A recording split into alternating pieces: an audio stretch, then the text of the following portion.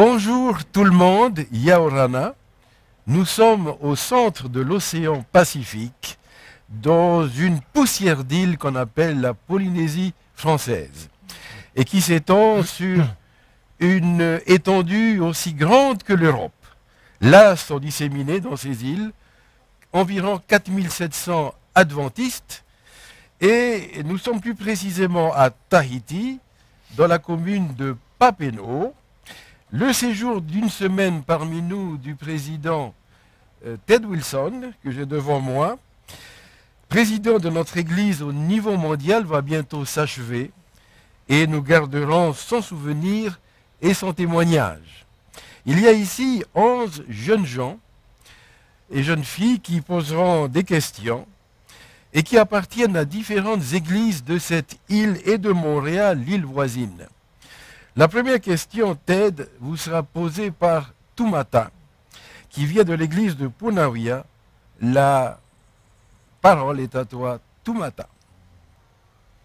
Vous avez été élu président de l'église adventiste du 7e jour au niveau mondial en juillet 2010, il y a de cela 2 ans et demi. Et vous êtes à mi-mandat. Avant cette élection, vous avez côtoyé pendant des années les allées du pouvoir. Vous avez occupé d'importantes fonctions. Votre père lui-même a été pendant 2 mandats président de notre Église. Depuis que vous êtes président, que pensez-vous de vos responsabilités? Sont-elles plus difficiles à assumer que vous ne le pensiez, ou égales à ce que vous pensiez, ou bien plus faciles? Maruru, pour cette question.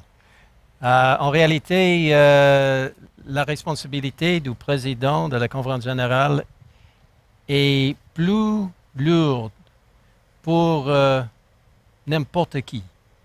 Et en réalité, c'est vraiment important de communiquer par la prière toujours avec le Seigneur. Parce que ce travail est vraiment difficile de temps en temps. Mais en réalité, j'ai une grande opportunité de voyager partout, même avec ma femme Nancy. Et elle est ici en Polynésie française. Et bien sûr, nous sommes vraiment heureux d'être ici.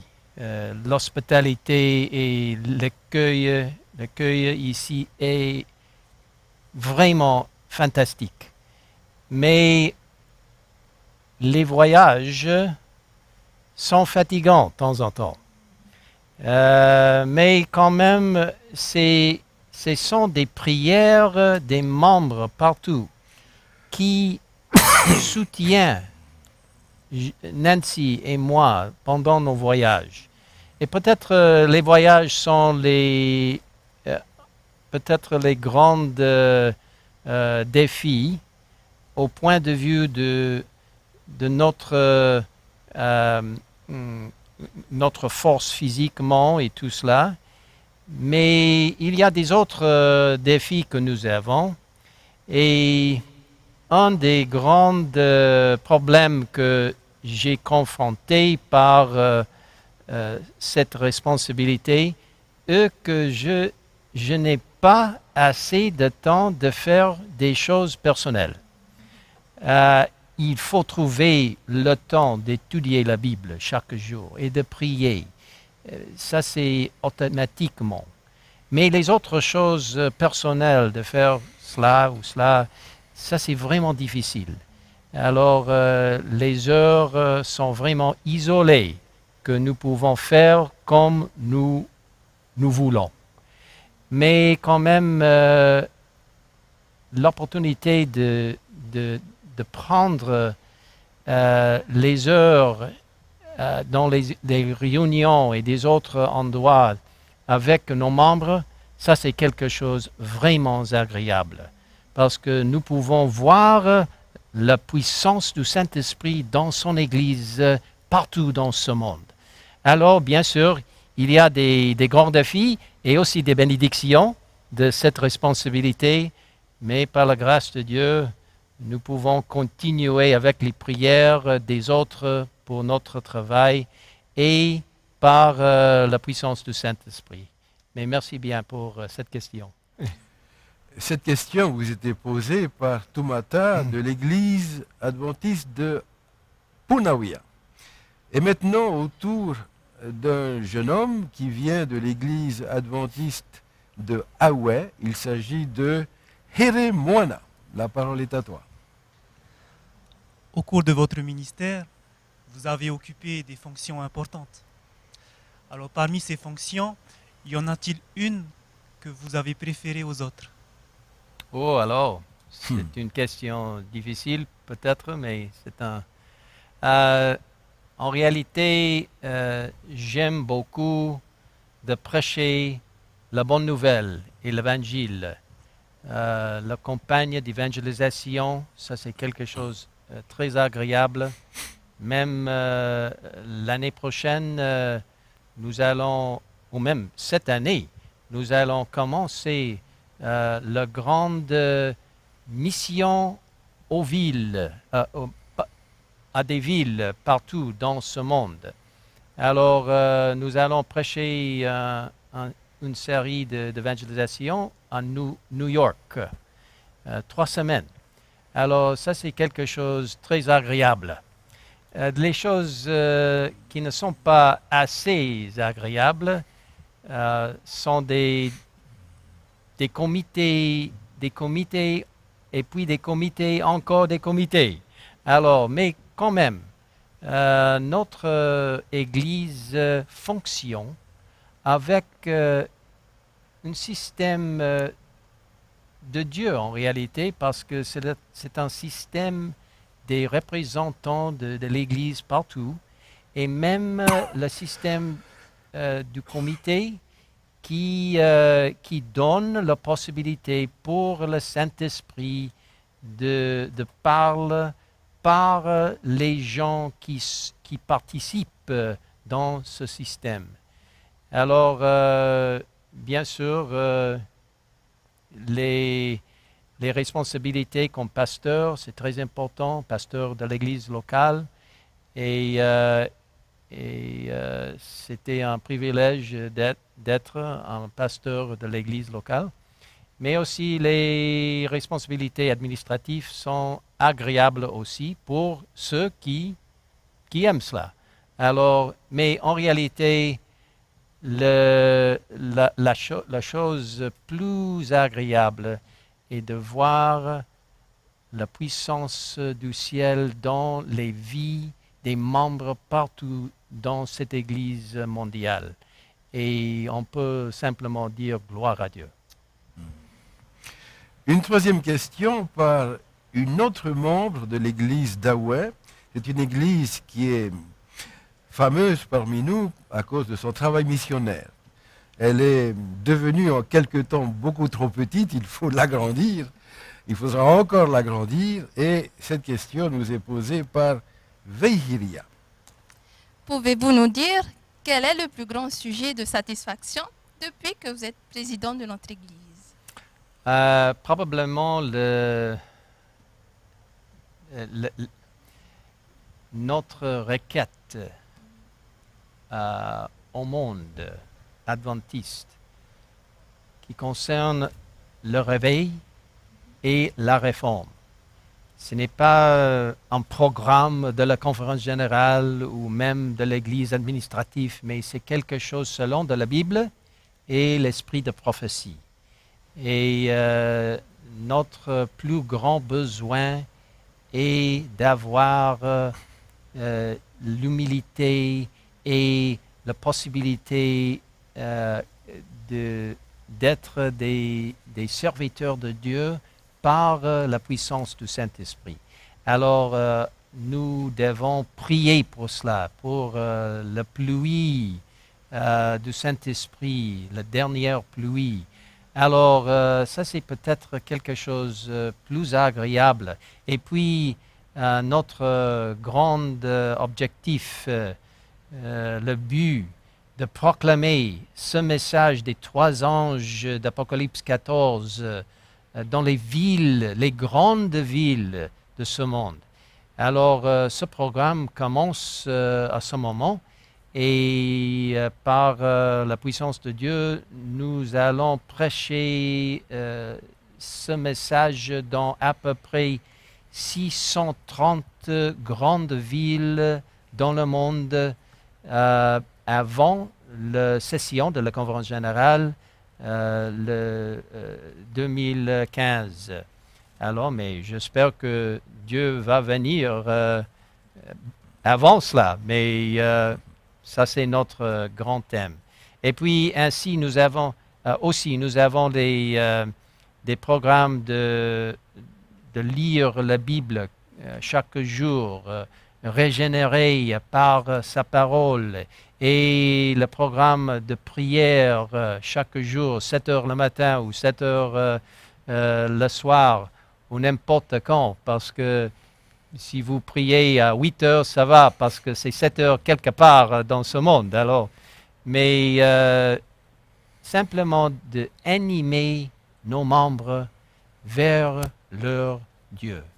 Ça, c'est vraiment quelque chose vraiment agréable. Une autre question nous vient de l'île de Montréal, qui est près de Tahiti, et qui vous sera posée par Rodi. Ma question est le contraire de la précédente. Quel est le plus grand problème que vous devez affronter actuellement en tant que président? Probablement, il y a plusieurs problèmes, mais peut-être je peux expliquer 2 problèmes. Un des grands problèmes est de toujours indiquer aux membres que l'Église adventiste n'est pas simplement une autre Église, simplement une organisation très agréable. Non, nous sommes le peuple de Dieu. Nous avons un message extraordinaire, fantastique, et nous devons proclamer les prophéties de Daniel et l'Apocalypse. Et nous avons une tâche unique dans ce monde. Et ça, c'est peut-être un des grands défis que nous avons dans l'Église, parce que les gens, de temps en temps, sont à l'aise, et là, alors, oui, Jésus revient, mais peut-être en quelques années, alors, mais je crois que ce jour est vraiment proche. Je ne sais pas exactement, et les adventistes ne disent pas que telle date ou telle date est le deuxième retour de Jésus. Non, parce que seulement le Père connaît cette date. Mais nous avons les signes. Alors, ça c'est un grand défi. Parce que nous sommes vraiment, comme l'Apocalypse chapitre 3 indique, nous sommes les gens de l'Église laodicéenne.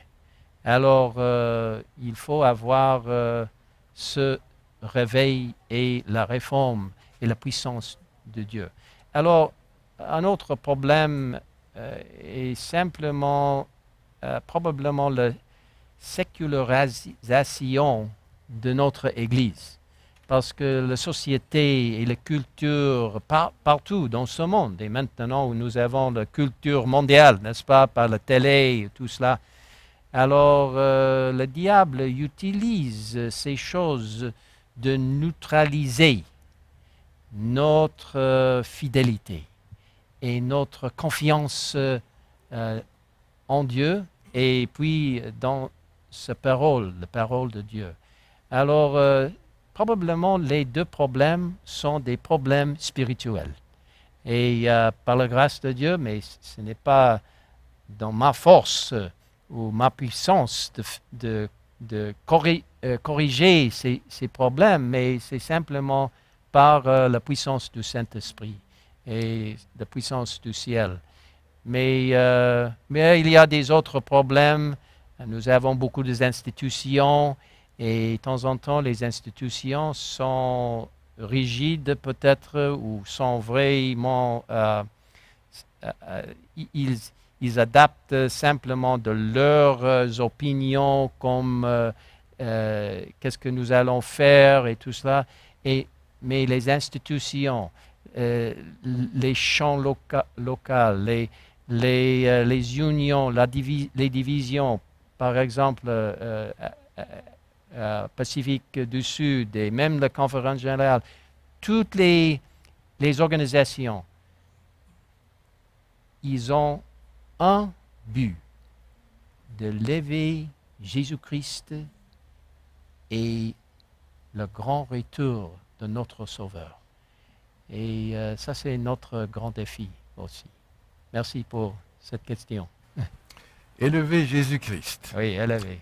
Et il y en a une parmi ces jeunes gens et ces jeunes filles qui a hâte de vous poser sa question. La preuve, c'est qu'elle est assise tout près de vous. Ah, d'accord. Il s'agit de Naomi, Voilà.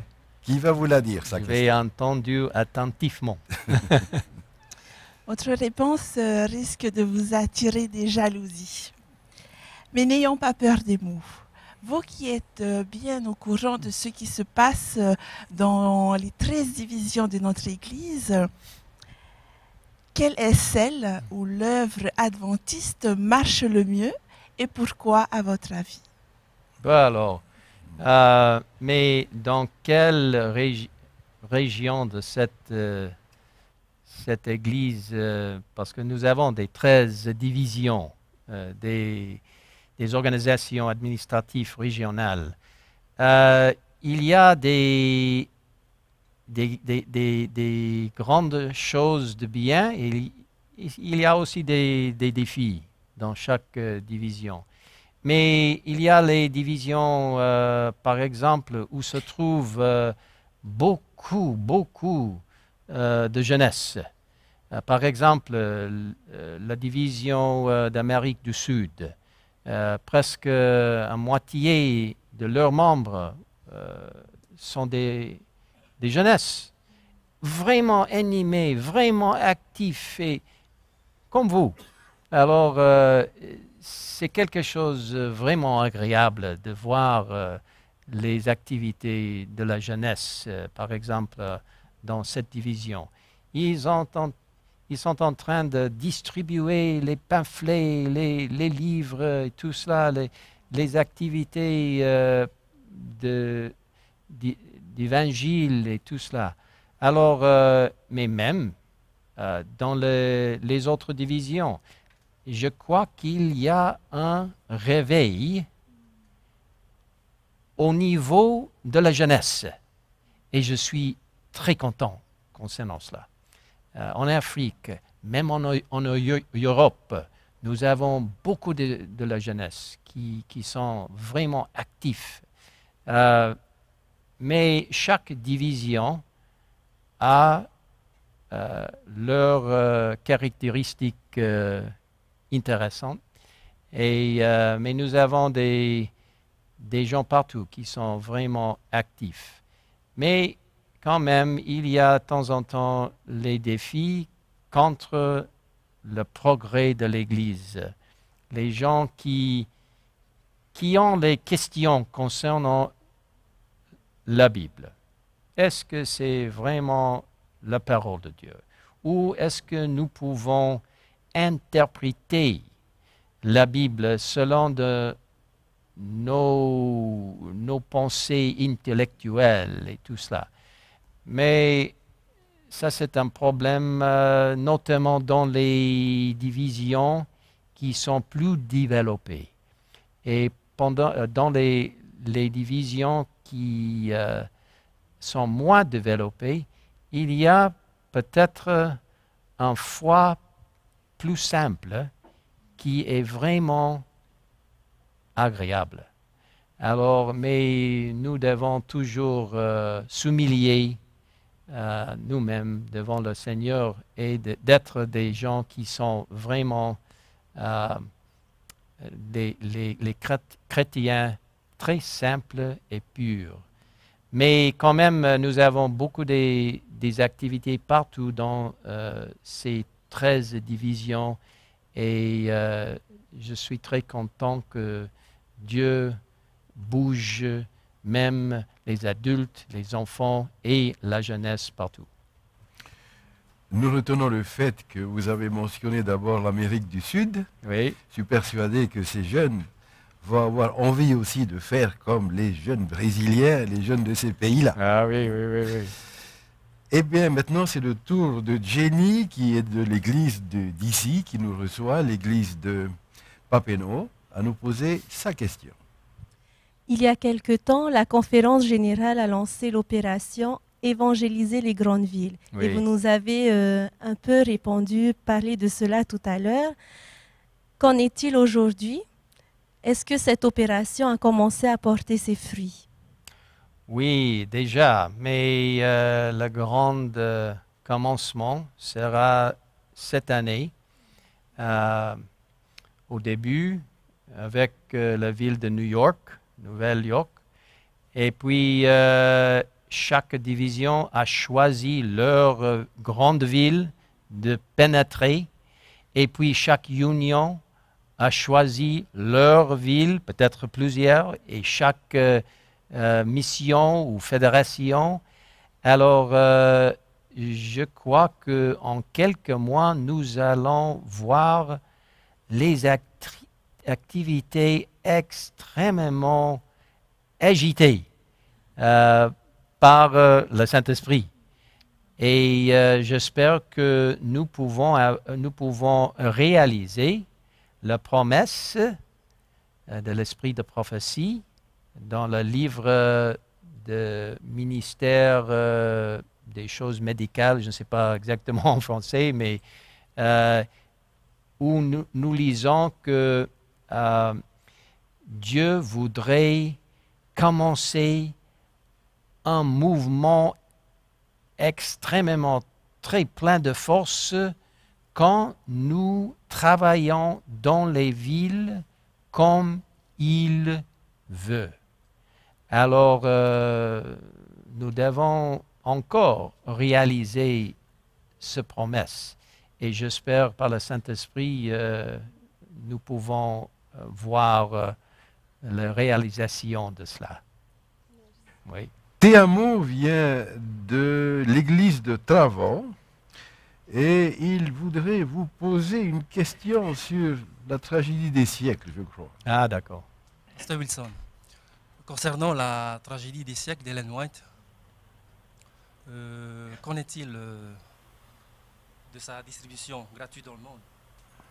A-t-elle entraîné des critiques, voire plutôt des plaintes venant de certains milieux religieux qui se sont sentis un peu visés par cette déclaration? Alors, le projet de distribuer la tragédie des siècles, voilà, est vraiment un projet extrêmement important parce que c'est le seul livre que l'auteur Ellen White a dit « Je voudrais voir la distribution de ce livre plus que tous les autres livres que j'écris. » Alors pourquoi? Parce que ce livre, Tragédie des siècles, ce livre indique le grand conflit depuis le commencement de ce monde jusqu'à la fin, le conflit entre le diable et le Christ, et même s'explique extraordinairement l'histoire du peuple de Dieu. Alors, ce livre, à ce moment, était distribué et diffusé partout dans ce monde. Et je ne sais pas exactement le somme ou le total à ce moment, mais par la fin de cette année, parce que c'est les 2 années 2012 et 2013 que nous sommes en train de distribuer, et puis après aussi, bien sûr.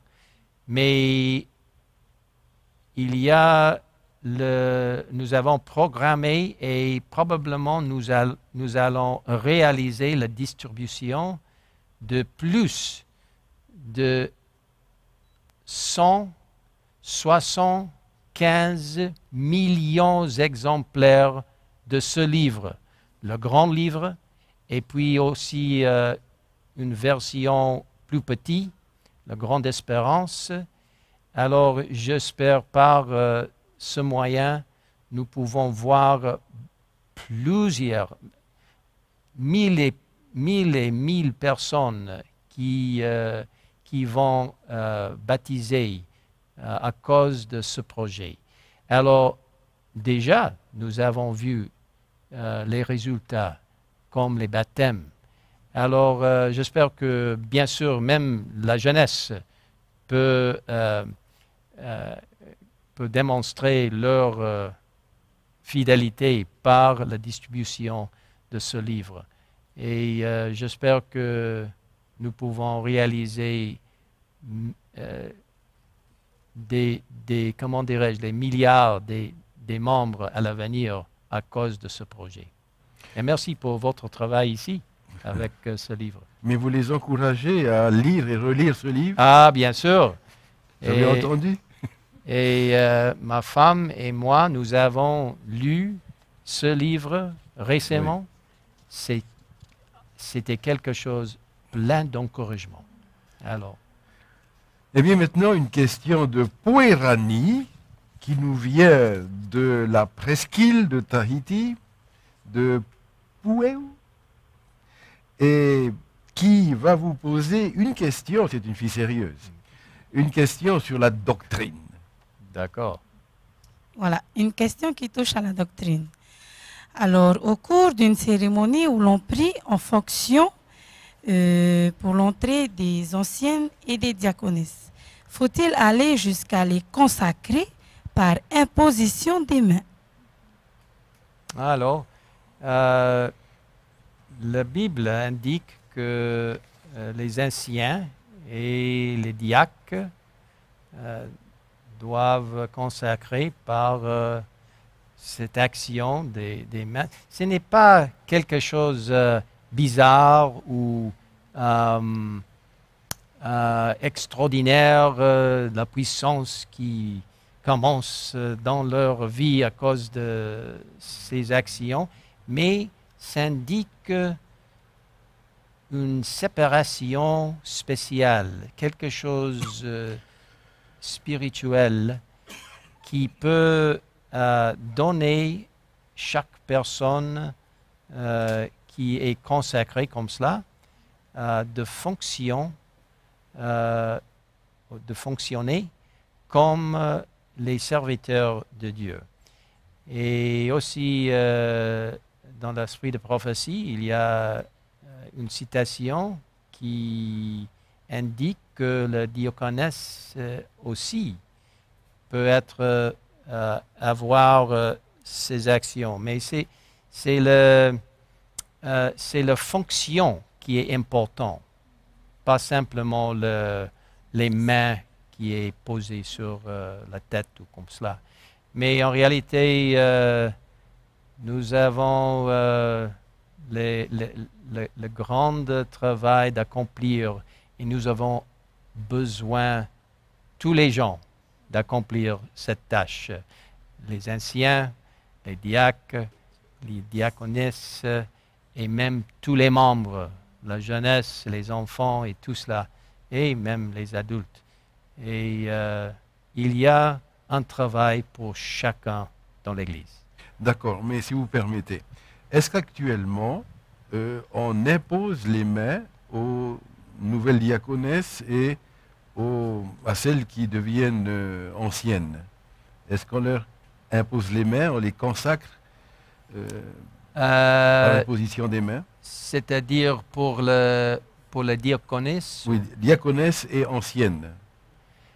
Alors- Les hommes, oui, on leur impose les mains. Oui, oui, oui. Mais pour la diaconesse, l'Église a accepté ce pratique pour la diaconesse aussi. Mais ça dépend de la division, chaque division. Mais ça, c'est pour la diaconesse. Et les anciens et Donc, imposition des mains. Oui, Ouais. je crois. Oui. Bien. Eh bien, une autre question maintenant qui nous vient de Reymana. Reymana qui se tient au courant de ce qui se passe dans le monde et qui a une question d'actualité à vous poser. La question du mariage des homosexuels devient de plus en plus d'actualité, en France notamment. Quelle est notre position officielle à ce sujet? Oui, à ce moment, c'est une question très importante. L'Église adventiste est contre le mariage homosexuel selon de notre conseil et la vérité de la Bible. Alors, nous voulons aider les gens qui ont leur optique, qui ne sont pas d'accord avec la Bible, de comprendre qu'il y a la puissance du ciel qui peut aider les gens de suivre le vrai chemin et le chemin selon de la Bible. Alors, nous devons traiter ce sujet avec un certain prudence et amour du ciel, mais nous sommes contre cette pratique, bien sûr, et nous n'avons pas les statuts ou les règlements de l'Église d'accepter les gens comme cela, comme membres, si les gens continuent de pratiquer leurs actions comme homosexuels. Alors, mais c'est une question grave et c'est bien que vous avez posé cette question parce que je crois, dans mon opinion, ce sera une question plus importante à l'avenir. Et les autres aussi, parce que le diable voudrait intervenir dans l'Église avec les positions qui, pour peut-être la plupart ou la majorité de sociétés, acceptent comme, alors, mais comme c'est quelque chose, mais il faut accepter. Non, il faut toujours rester fidèle à la Bible. Et puis, Dieu peut nous aider d'expliquer avec amour aux autres notre position et que nous sommes contre cette pratique, mais nous voulons aider les gens avec la puissance de Dieu. Une question maintenant de Heirawa qui vient de l'église de Faoné.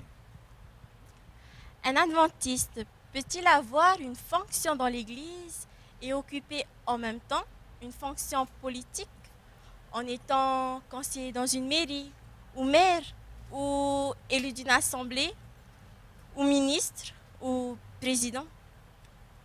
C'est-à-dire, qu'est-ce qu'un membre d'être les gens comme cela?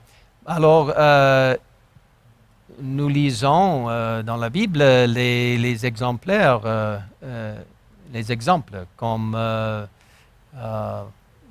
Joseph et bien sûr Daniel et Esther et les gens qui étaient vraiment utilisés par Dieu dans le gouvernement. Mais Oui, nous avons plusieurs, dans les pays différents dans ce monde, nous avons beaucoup des adventistes qui participent dans le domaine du gouvernement et tout cela, comme représentants, comme ministres et les autres choses. Mais le problème pour ces gens, et Dieu peut aider ces gens de rester fidèles toujours à Dieu et la parole de Dieu. Parce que il y a la tendance et la possibilité de toujours neutraliser leur position et même la conduite, par exemple, pendant les heures du sabbat.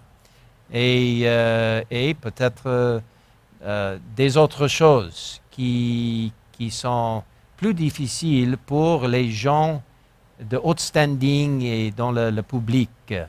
Alors, mais Dieu peut utiliser les gens comme Daniel et Joseph et Esther, mais il faut toujours rester fidèle à Dieu chaque jour et très près de la parole de Dieu. Et puis, c'est possible, mais ce n'est pas facile toujours. Ainsi, un ministre, s'il est fidèle, peut être en même temps un diacre. Oui, c'est vrai, bien sûr. Bien. Eh bien, une dernière question, peut-être, par Destremaux, qui vient de l'église de Mataïa. Destremaux est un théologien de haute volée, mais il va vous poser pas une question de théologie, une question qui concerne la jeunesse. D'accord. Merci. Pasteur Président, finalement, quel est votre message pour la jeunesse adventiste en Polynésie française, dispersée, un peu perdue dans l'immensité du Pacifique, mais très branchée sur Internet, et qui attend un déclic pour se donner à fond dans l'œuvre du Seigneur? Alors, pendant notre séjour ici, dans Polynésie française, bien sûr, nous avons rendu une visite simplement à Bora Bora, et puis à Morée, et puis à Tahiti. Et il y a plusieurs autres îles, beaucoup des îles dans ce territoire. Mais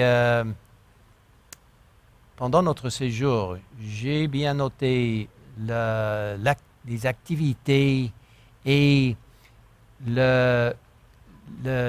l'amitié et la puissance de la jeunesse. Même dans la chorale et même dans le Voix de l'Espérance, les gens qui sont volontaires et tout cela. Et même l'histoire, la présentation le soir passé ici à Tahiti, qui a montré l'entrée de le message adventiste ici en Polynésie française. Il y avait beaucoup de jeunesse qui ont participé. Alors, ils ont animé par cette grande opportunité de proclamer la bonne nouvelle. Et je crois que ici en Polynésie française, il y a beaucoup de la jeunesse qui peut faire quelque chose d'extraordinaire ici dans ce territoire. Par Internet et par les réunions et par les autres moyens. Et je suis très heureux de voir la jeunesse ici. Par exemple, nous avons des bons exemples ici. Alors, je vais prier pour la jeunesse ici, parce que il y a la tendance, vous vivez dans presque un paradis. Alors, il y a les tentations et les problèmes partout, parce que vous êtes plus ou moins à l'aise. C'est un endroit très, très joli. Alors, il y a la tendance peut-être de diminuer votre confiance et fidélité à Dieu, mais quand même, je vais prier que vous pouvez redoubler votre fidélité, vos activités vers Dieu, parce que nous acceptons le fait que Jésus revient bientôt. Et si vous priez pour eux, Pour au moins une fois par mois, Oui. ça sera déjà très bien. Merci bien. Maintenant, je sors du sujet, mais vous pourriez prier aussi peut-être pour quelqu'un sur lequel vous avez fait une grande impression. Oui. Le maire de Bora Bora. Oui, oui, oui. Priez pour lui, pour qu'il devienne adventiste un jour. Bah alors, Voilà. alors il est un bon ami de l'Église adventiste et nous apprécions cela, vraiment. Voilà, juste pour terminer, où allez-vous après Tahiti? Oui, nous allons partir le dimanche à Indonésie pour plusieurs réunions et des activités diverses et tout cela. Alors, et puis après quelques jours, il y a des voyages partout en Europe, même plusieurs pays et aussi le Moyen-Orient. Alors, nous voyageons presque 8 mois de l'année. Alors, ce n'est pas vraiment facile, mais c'est vraiment un grand encouragement pour nous et nous pouvons partager avec les autres les activités de l'Église partout. Et nous sommes vraiment une partie, nous sommes vraiment une famille. Et n'oubliez pas que vous faites partie intégrante de cette Église, cette famille mondiale. Eh bien, merci beaucoup pour les réponses que vous avez apportées à ces quelques questions. C'est vraiment, c'était un privilège et je vais prier pour cette mission qui, par la grâce de Dieu, peut devenir une fédération très tôt, de continuer de proclamer ce message absolument fantastique, le message que Jésus revient bientôt. Mais il y en a beaucoup qui prient pour vous aussi ici. Merci, merci. Ça, c'est vraiment gentil. Voilà. L'émission maintenant est terminée et ça sera l'heure pour nous, en tout cas, et pour le pasteur Wilson, d'aller prendre un repas bien mérité.